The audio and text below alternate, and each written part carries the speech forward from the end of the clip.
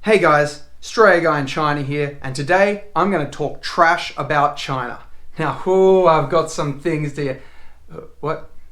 Trash in... Oh, okay, sorry. Today I'm talking about China trash. Okay.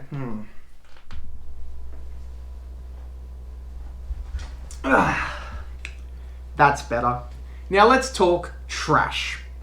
Now, if you had watched my previous channel, Straya Guy in Korea, I'll put a link down below, you probably would have seen my video about garbage or trash in Korea and how they've got a bin literally for every type of material that exists. Well, China's a little bit different, but it's getting better. I mean, you could walk around China and come across a bin and then 100 meters later find another bin. And I mean, you compare that to what I was talking about in my Korean video, and you'll see that in my Korean video there was practically no public bins, whereas here in China, the country is quite literally littered with bins. Okay, I'll try not to make any more of those jokes. Here in China, to my understanding, over the last few years, they've been increasing awareness through different ways, through media, through education, through just public signs and that, showing more information and awareness about what kind of things you can throw out, what kind of things you can recycle, and what kind of bins you can put them in. And one of the big things that they've introduced is the color bin scheme here in China, where you've got generally 4 main colored bins. Now, they're not always seem to be matching up. That's one of the issues that I have noticed here in China. They're not always color coordinated as they're supposed to be. But the way it's supposed to be is with the 4 bins, you've got a blue one for recycling. You have the gray one for general waste. So that's like your normal rubbish bin. You've got the green one for food scraps. And you've got the red one for kind of like harmful or medical waste type stuff. So as you can see here, I've actually got a cool little collection of these bins. This is one of the things I was talking about that kind of public awareness and things they're doing. They actually released this cool little set, I'll hold it up here, where you can buy this. It's actually quite cheap. It's only like 10 kwai. Or sometimes some of the public school systems and that are giving them away for free to teachers and that to educate the children. And what it essentially is, it's kind of like a little game. It's a little game where through kind of encouraging people to get the correct answer, you're teaching them what goes in what bin. So, I mean, you've got these funky little, I'll hold this one up here. You come with these cool little like miniature versions of the bin. This is the kitchen scrap bin, and it comes with a whole bunch of little cards. Now, for example, I'll pick up this little card here. This card here is strawberry. Now, as we could probably guess, this is a food scrap item. It goes in a food scrap bin.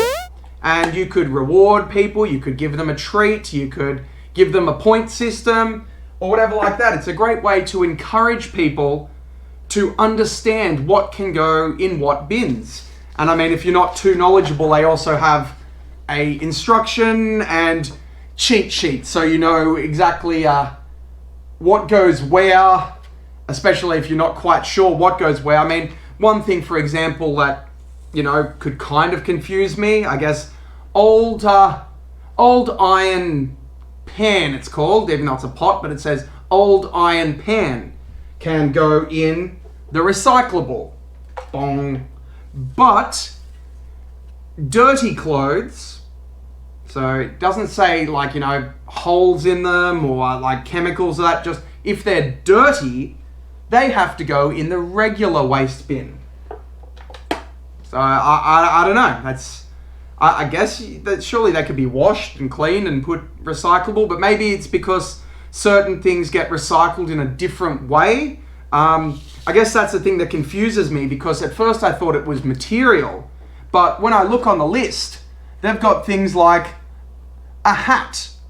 So a hat is recyclable. So that's material, so I don't understand why, shoes.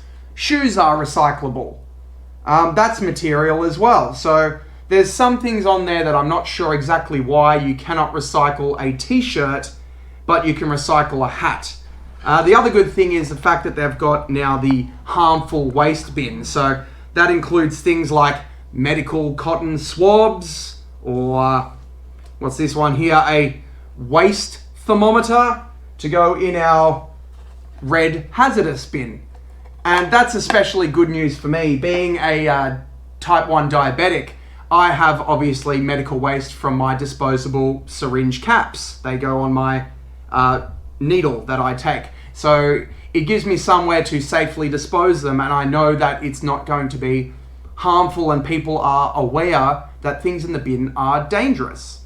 So I thought this was a pretty cool thing. I thought it was a good thing to see, not only a bit of moving forward, making the world a better place, focusing on recycling, but also creating this awareness, creating signs for people to see, creating media information, creating fun games for people to learn. So it was really cool to see something like this activity there for children to do, both maybe with their parents at home or through education at school. And it just shows that in the midst of everything that's, going bad in the world, there are parts that are moving forward. There are things both through media, education, exposure, signs that are making the world a better place.